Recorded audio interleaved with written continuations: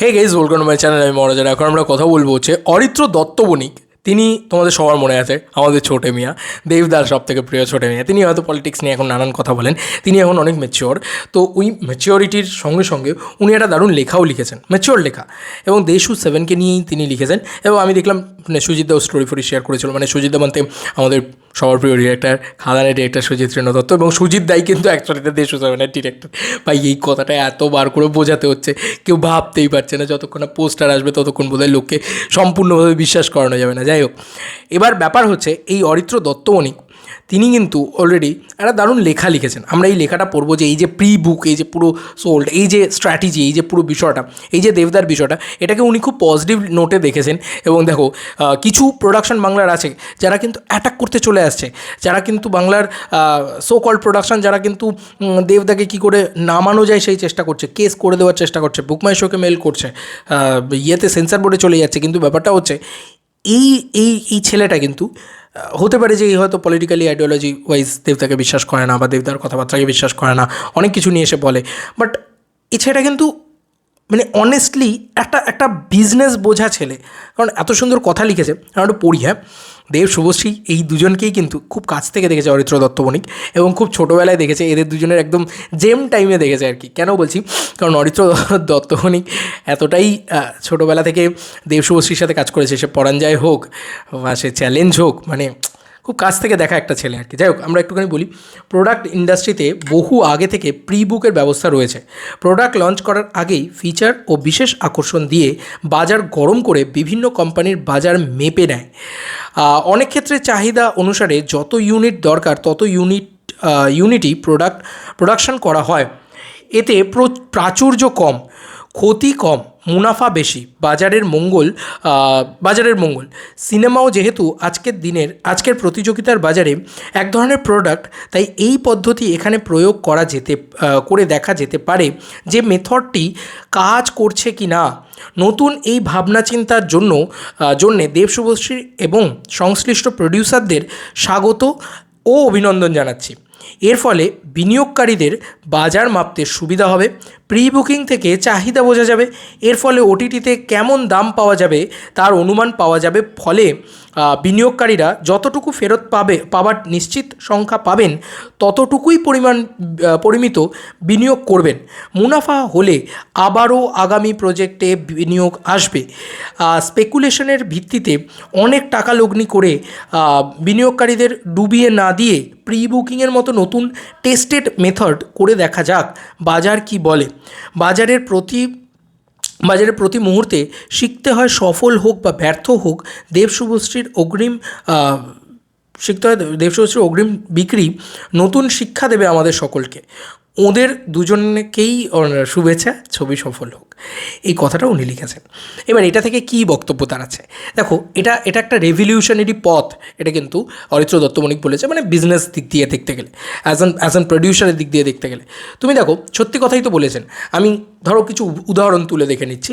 আমি ধরলাম, ধরো দশম অবতারের পরের পার্ট, সেই ছবিটাকে নিয়ে ধরো হাইপ আছে, এরকম একটা ধারণা রয়েছে লোকের ভিতরে যে বিরাট হাইপ আছে। বা অ্যাজ লাইক আমি ধরো রঘু ডাকাত ধরো কালেকশন করছে 12 থেকে 15 কোটি টাকা।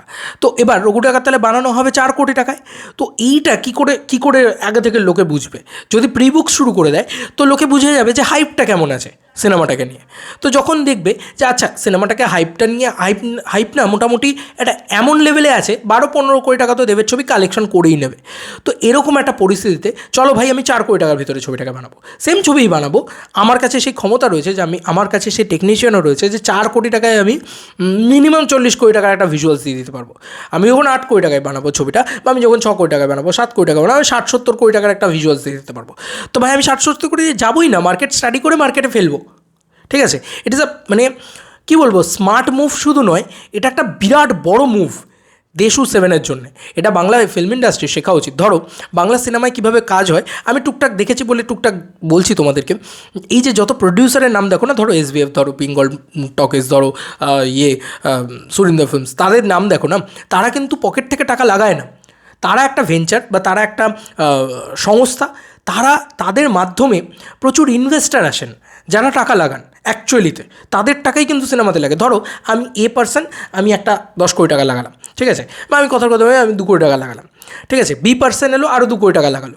এরা প্রত্যেকে কিন্তু 10% সুদে ঠিক ওই টাকাটা রিটার্ন চায় ঠিক 1 বছরের ভিতরে, ঠিক আছে। এই হচ্ছে ব্যাপার। সেই রিটার্নের দায়িত্বটা কে নেবে, বা সেই রিটার্নের কী বলবো চুক্তিটা কে করে দেবে, সেটা হচ্ছে এই প্রোডাকশন হাউসটা। এই যে বেঙ্গল টকিজ হোক, সুরিন্দর ফিল্মস হোক, বা হোয়াট এভার ইট ইজ, যে কোনো প্রোডাকশন, এটা কিন্তু নিজের পকেট থেকে টাকা লাগাচ্ছে না।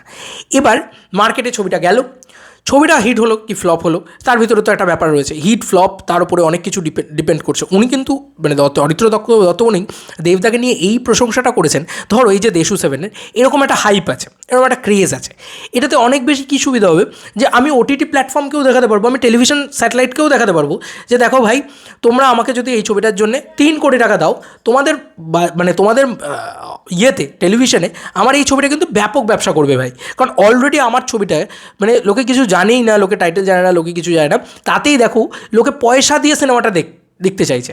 তো ভাই আমি তাহলে টেলিভিশন এবং স্যাটেলাইট এবং ওটিটি, মানে সরি স্যাটেলাইটটাই টেলিভিশন, যাই হোক, এই সমস্ত প্ল্যাটফর্মকে আমি বলতে পারবো যে দেখো ভাই এইটা হচ্ছে নাম্বার, এইবার তুমি আমাকে এত টাকা দাও, আমি তাহলে তোমাকে এরকম একটা কোয়ালিটি দিয়ে দেবো এবং ডেফিনেট তোমার কাছে টিআরপি আসবে। এই যে একটা ডেফিনেট করা, সেটা টেলিভিশনও বুঝতে পারবে যে আচ্ছা এত জায়গায় এই টিকিট সেল হয়েছে, পুরো নাম্বার গেম কিন্তু খেলাটা, ঠিক আছে। এবং দেখো এটা একটা বিরাট মডেল, এবং এভাবে যদি আজকে পরবর্তীকালে আমি যেটা বলছি যে 10 মিনিট পরের পার্টে এটা যদি এভাবে খেলে যে আগে থেকে প্রি খুলে দিল, এবার দেখলো যে প্রি খুলে দেওয়ার পরে যেহেতু রিভিউজ খারাপ ছিল, যেহেতু আগের পার্টটা ছিল, এটা প্রি খুলে দেওয়ার পরে দেখছে যে মোটামুটি ওই 40%ই মতন বুক হচ্ছে, তাহলে ওরা না বাজেটটাকে সঙ্গে সঙ্গে 1 কোটির ভিতরে রাখবে, 1.5 কোটির ভিতরে রাখবে, যাতে ডেফিনেট লাভ হয়।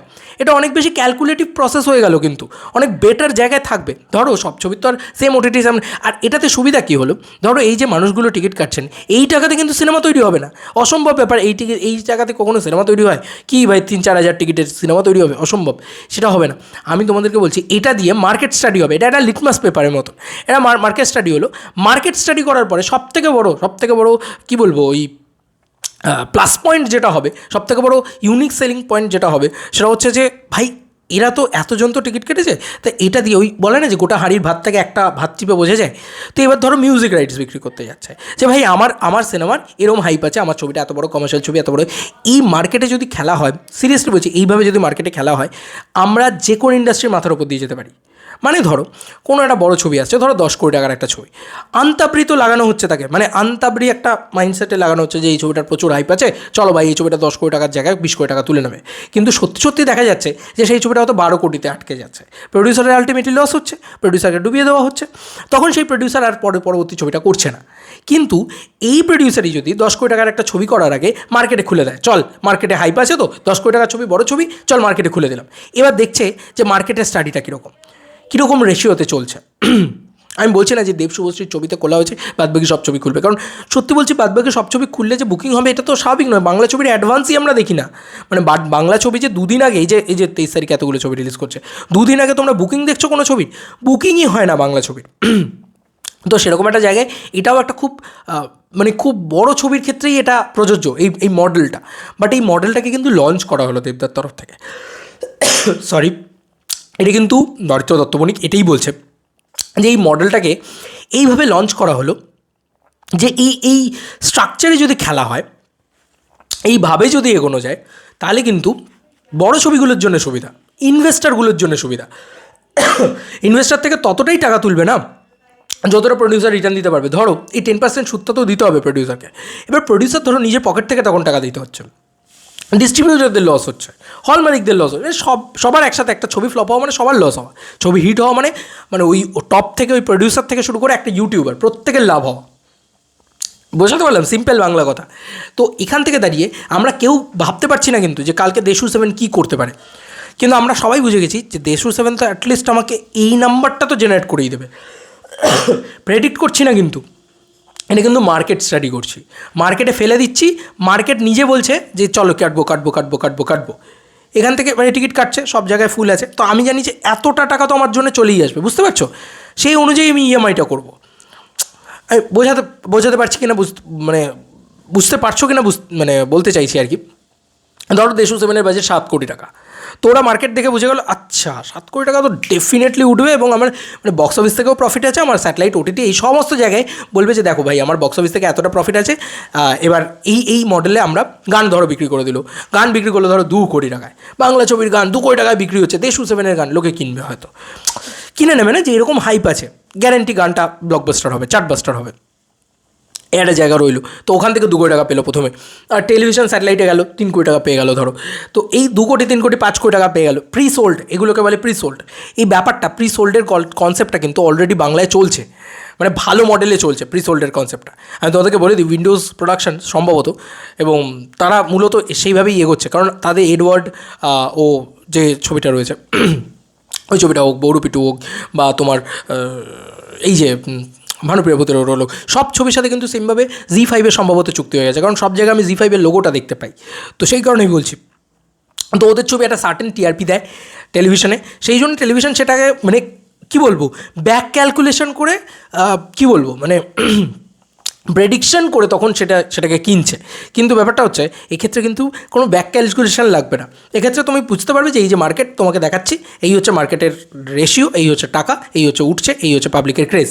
এবার তুমি বলো ধরো 5 কোটি টাকা ধরো আমার মার্কেট থেকে উঠে এলো অলরেডি, মানে মার্কেট থেকে উঠে এলো মানে কি অলরেডি আমি সোল্ড করে তুলে নিলাম, লাগবে আমার আর 3 কোটি টাকা, এই 3 কোটি টাকা ধরো ইনভেস্টাররা দিল, আমি কথার কথা বলছি, আমি জাস্ট মানে মডেল বোঝানোর জন্য বলছি, এই 3 কোটি টাকা ধরো ইনভেস্টাররা দিল 10% সুদে, আরামসে ভাই তোমার 3 কোটি টাকা বিভিন্ন জায়গা থেকে আরামসে উঠে আসবে, কারণ এতগুলো মডেল আছে, এতগুলো জায়গা রয়েছে।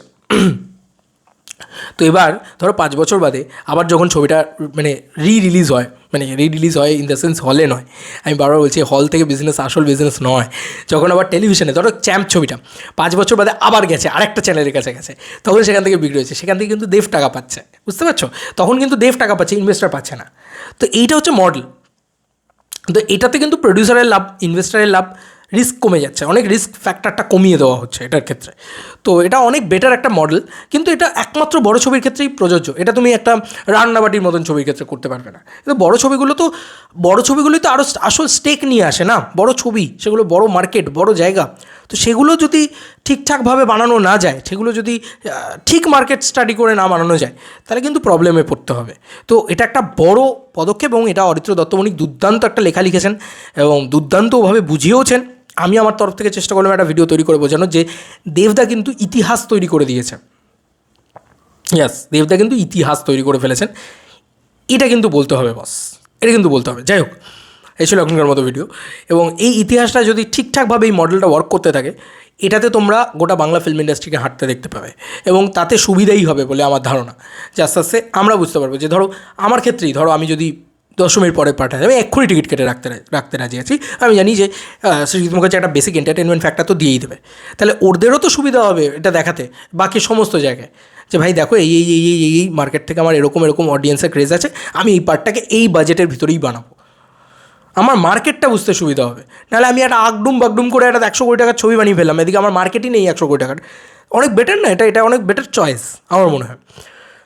বম্বেতে অলরেডি অনেক এরকমভাবে কাজ হয়, যে ধরো এত টাকা দিল স্যাটেলাইট থেকে, এত টাকা দিল ওটিটি প্ল্যাটফর্ম থেকে, চলো এইভাবে এক্সেল এন্টারটেনমেন্ট কাজ করে আর কি, যে এখান থেকে এত টাকা পাবো, ওখান থেকে এত টাকা ধারমা করে, যে এখান থেকে এত টাকা পাবো, ওখান থেকে এত টাকা পাবো, আমার ছবিটা যেন আমার প্রফিটেড থাকে, ছবিটা প্রফিটেড, চলো এই বাজেটেই আমি বানাবো, ক্যালকুলেশন করে বানায়।